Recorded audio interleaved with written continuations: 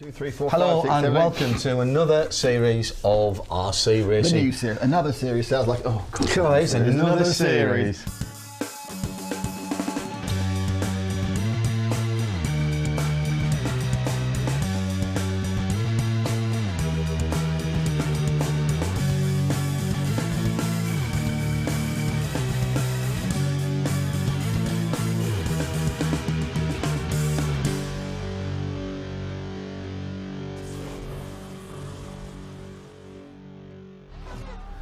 Welcome to RC Racing. I'm John Hindhaugh and we've got a fun and action-packed programme for you again, which includes action from the large-scale track Euros. But before all that, well, we've listened to you. Many of you, since our very first series, have been asking to see a little bit more of this, 1/10 off-road. Well, we've listened, we've heard, and now we've actioned, because we've decided to give Nick a little go at this to find out just how good he is. In his defence, it's 22 years since he's last done it. But before we see him in action, we sent him out with the microphone and the cameras to find out all about the brand new Proline Arena, which is hosting the event. As you know, here on RC Racing, we're all about the glamour of international motorsport. Be it Las Vegas, Florida, Bangkok, or even Telford, we stop at nothing to bring you the best in the world. But we believe we've surpassed ourselves this time because we're in a nondescript industrial estate in Bicester. And I suppose you're wondering, Nick and Matt, why have you brought us here? Are you looking to buy some small widgets? Perhaps a really nice industrial valve? Some fire safety equipment? But no, through this door, the magic begins.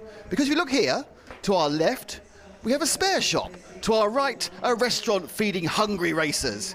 And through here, that normally badly dressed group known as an RC pit. But the most important thing is just over here. It's unique in Europe. It's the indoor Proline Dirt Arena.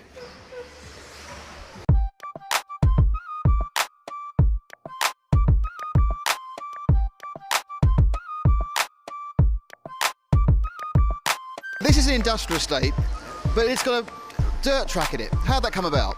Well, I used to work for a company called Zeta Controls, and they're basically mainly electronics. So being part of electronics, I was in RC racing and things like that. And when I suggested to them about using a unit they had free, they said that, okay, well, we'd be interested. And I looked into it, see how much it was going to cost and things like that.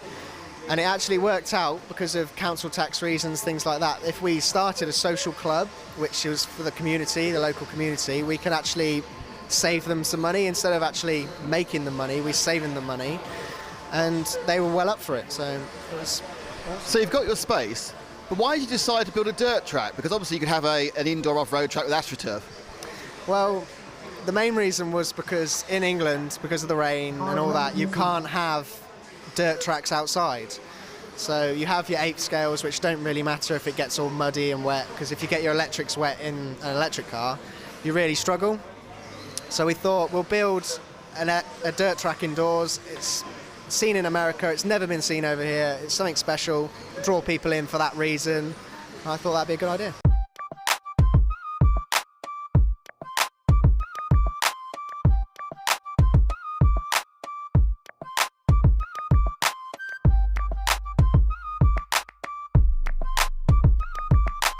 Well, as a sucker for punishment and knowing that Proline Dirt Arena and the King of the Dirt competition are unique, I thought, well, why don't I have a go again? And of course, we've seen the stunning success of my previous attempts. It was, of course, the marvellous motorcycles, the fantastic Truggy, and in fairness, the quite successful 12th car. In fact, so successful, look, I've carried on doing it. Well, we needed someone to help us out and provide me with a car, and very luckily it was Schumacher who came to my rescue, and they gave me one of their brand new Cats. Fantastic cars. Luckily, again, it uses all the same electrics. I've taken the electrics out of my touring car, but it's a little bit different. Once again, we're doing that whole three-dimensional thing, which, you know, did tend to catch me out before. But a couple of rounds in, let's see how I'm doing. So after a couple of rounds, things were looking okay. Now, interestingly, of course, I have a confession here. I have done four-wheel drive off-road electric before. Unfortunately, it was 22 years ago, and things have somewhat moved on. In those days, in fact, it was kind of flat grass tracks, and of course we now have this marvellous three-dimensional mud and bumps and things, which, as we know, is a bit of an Achilles heel. But the key thing I think really is, and with any new type of RC sport you take up, you need to get the confidence in the car. And whilst I got to a speed at this point where I was quite happy, I really didn't know what to do next, how to make the car go quicker. Because in the other disciplines, you then know what you need to do to make the car handle it better. But in this case, it was very much about confidence, getting over those bumps, knowing the car was going to do what it wanted to do. And that really wasn't coming as quick as I wanted, but I was hoping to make the B final. So, as I said, for this event, Schumacher have let one of their new Cat SXs, and a very nice piece of kit it is as well. Strangely, not that different in some ways from 22 years ago. It's still a belt drive car, it's still four-wheel drive, but the quality of the components, the carbon fibre, the metal is just streets ahead. The progress that's been made is unbelievable. Of course, one of the big elements of progress is this sporting the latest of an all-electric RC, of course, which is LiPo batteries and a brushless motor. Effectively makes it all maintenance-free. In fact, this chassis is very, very capable. Unfortunately, behind the sticks, not quite so capable at the moment.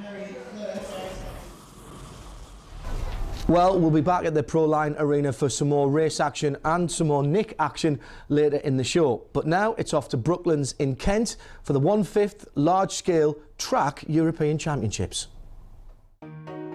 Regular viewers of RC racing may recognise these cars, but a couple of years ago we showed the World Championships for 1/5 track large scale from Marvellous, Australia. Well, it's not quite an exotic location this year, and it's the European Championships held in deepest, darkest Kent in England at the Brooklands track.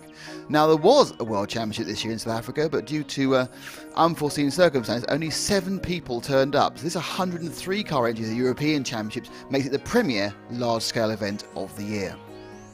1/5 scale racing is unique in the fact that the body shells are homologated rather than the chassis themselves. Hence, all the cars are very accurate representations of world touring cars. Underneath those shells are a 30cc petrol engine, historically from a chainsaw, but now obviously considerably tuned up, and very sophisticated braking and suspension systems that really are models of full-size vehicles. These cars will have 4-wheel disc brakes, which gives them a much more naturalistic attitude on the track. When you watch the racing later, you'll see they take very classical racing lines around this large Brooklands kart track, rather than the perhaps more pointy way that the higher grip to power ratio electric touring cars often show will go around a corner. But of course, sometimes that cornering goes wrong.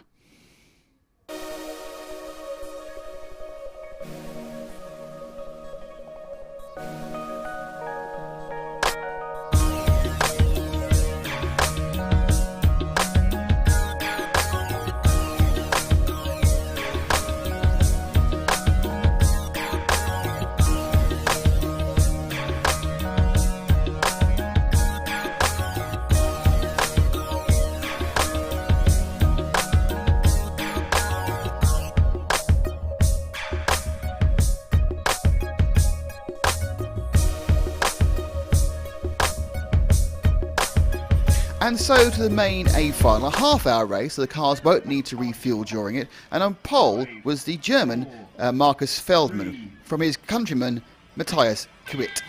Interestingly, in fourth was Martin Lissau, who of course won those World Championships in Australia, becoming the first Danish man ever to become an IFMAR World Champion.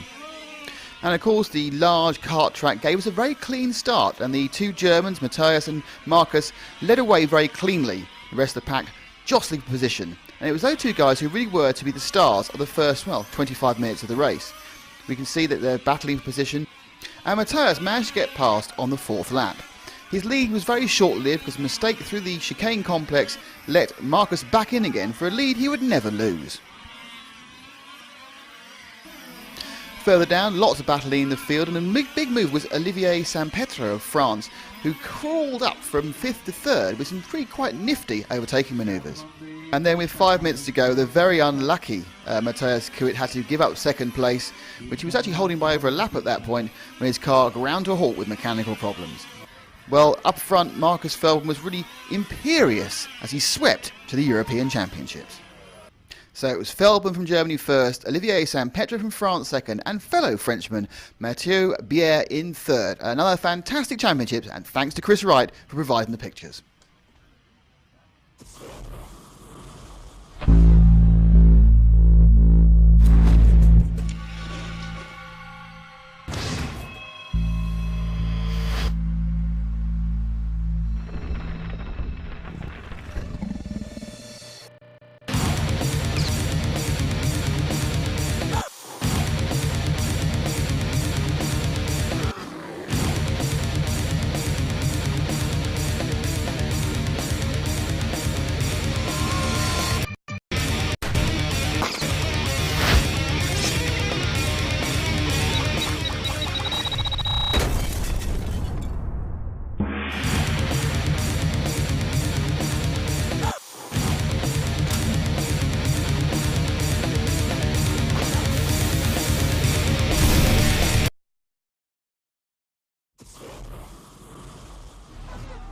We interrupt this podcast to update you on RC Racing's first home movies competition.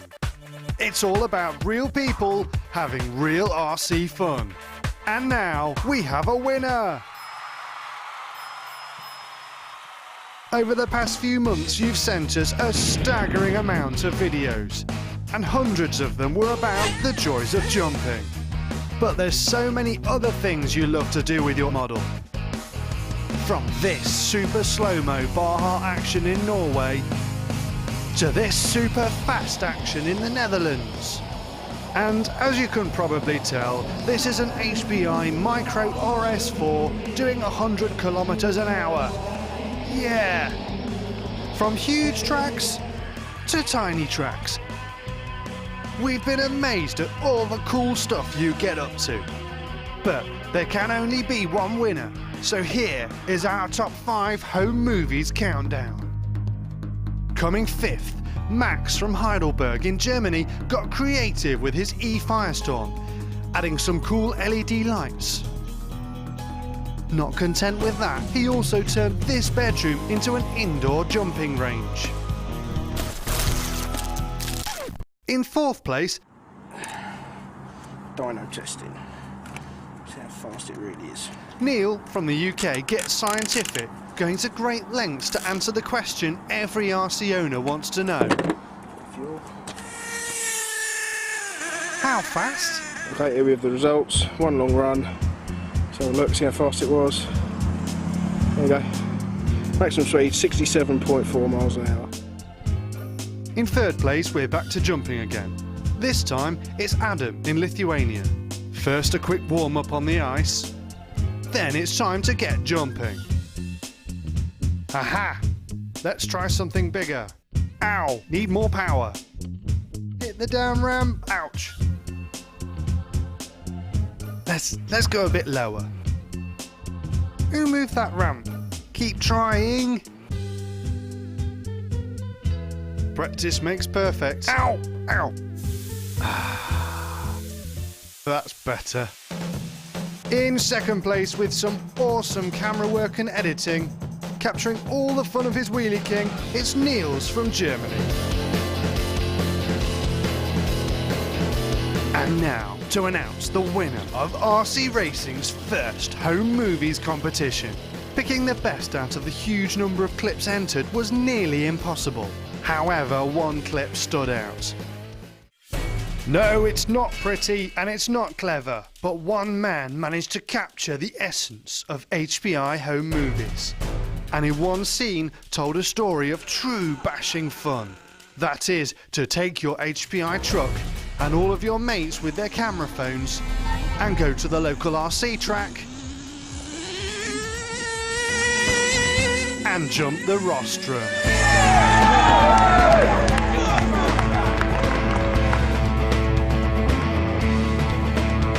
Congratulations to Mel from the UK. And with the trophy 3.5 on its way to you, maybe now you can get some track action too. That's all for now. Keep filming and stay tuned for more prizes on the next RC Racing Home Movies competition. And now back to the Proline Dirt Arena, where we're going to see how it should be done with a four-wheel drive A-Final.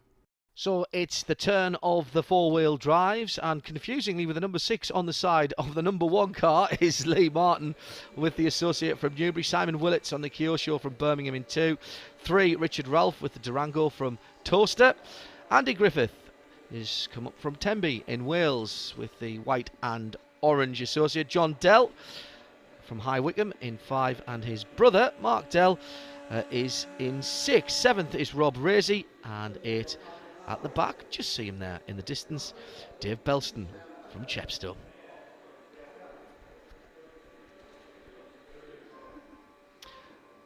So we're waiting for the hooter, and who will get the start? Ooh, tension, long wait there.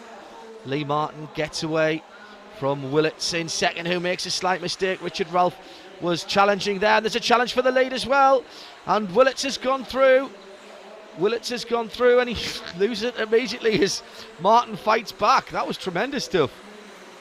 Good to see that our pole man The Newbury driver, Lee Martin, didn't lose his concentration there, fought back straight away.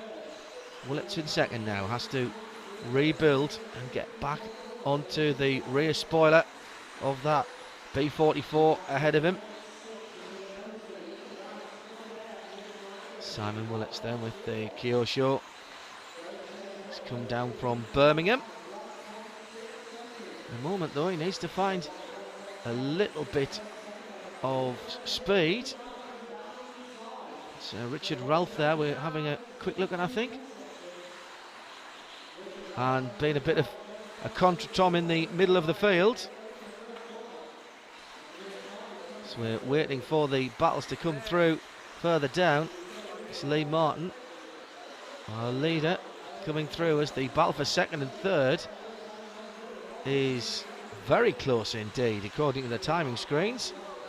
See if we can pick up that action. There it is. And Simon Willits, I think, has dropped down to third position there.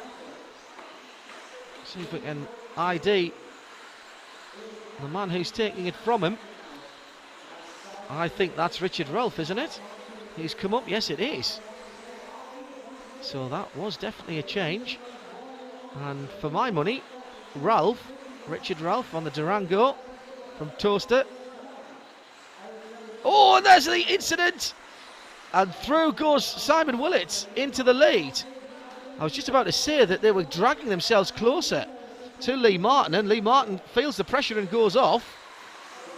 So then, we have got Willits, Ralph and Martin, first, second and third. And Martin, oh, there's a problem for the leader as Willits goes end over end and amazingly holds on to the lead as they're all together now. And Martin's gone through into second, so Ralph back down to third. So do try and keep up with us here. It's now Willits, Martin and Ralph, I think. Well, don't quote me on that as they're going through traffic. Yes, that's how it stands. Now, has Willits just composed himself? How's the concentration levels? As Lee Martin, fastest qualifier, Paul Mann begins to put pressure on, has a little look down the inside, backs out of it. And for the moment, they're just dropping Ralph in third place as the lead's changed.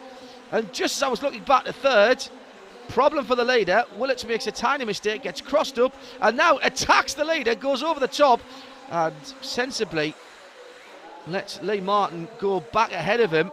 Now that has allowed Richard Ralph in third place to close back up on them. These two are fighting so hard at the head of the field. Look at the gap. Fourth position, not even in sight. So there's the leader, and this is now the battle for second. That's Willits and Ralph.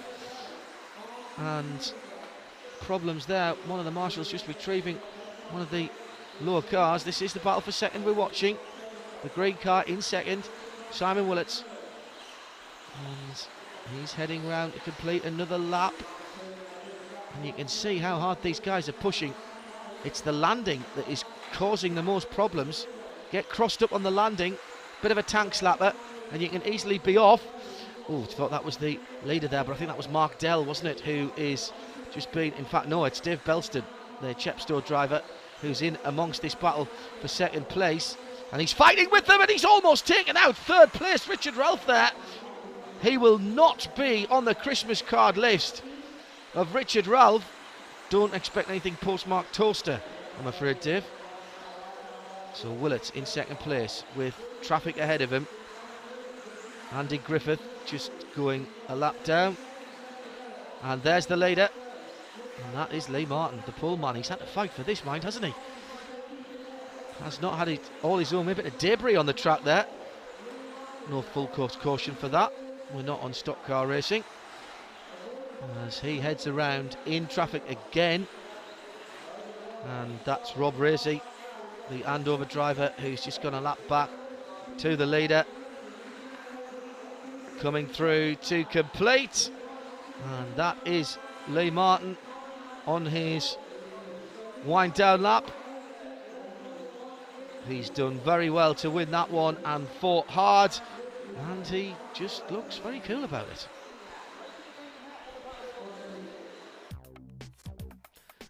So only the top 3 going the full 20 lap distance. Martin Willett and Richard Ralph. Andy Griffiths the best of the rest in 4th.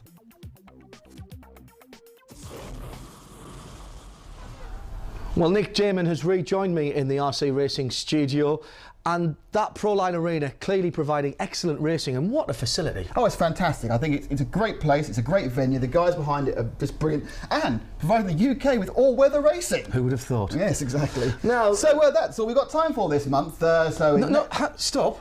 Stop. Keen-eyed viewers will have noticed that we haven't yet seen your race.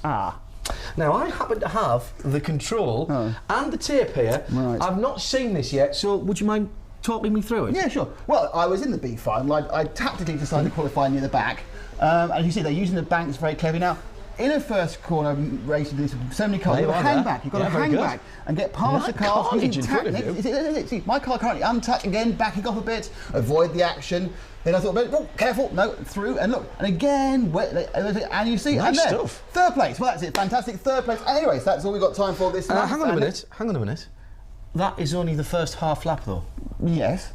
It's an important half lap. You were 3rd after the first half lap. Yeah, excellent, well done.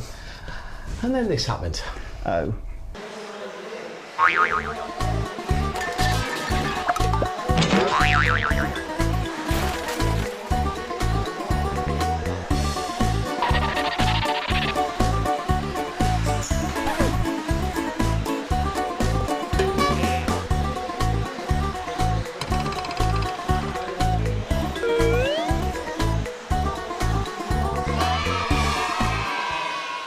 Well, at the end of a long day at the Proline Dirt Arena, I've really got being at the hang of this whole off-road thing. So the final was had some of my best laps, had some of my best crashes too, and I managed to move up a place. I ended up 7th in the B, which is, I suppose, respectable. Not raising the massive heights of the 12 scale on-road, but certainly not plumbing the depths of 1/8 petrol. I'd like to thank Schumacher and everyone who's helped me over the last couple of days. And you know what? I'm going to be leaving the electrics in this one. I think I should actually start running these more often. Perhaps in the summer, I'll try it on a bit of grass. I remember grass from 1989. It was quite nice, green stuff. Yeah, well, that's it. That's Nick has a go at 10th, and it went averagely.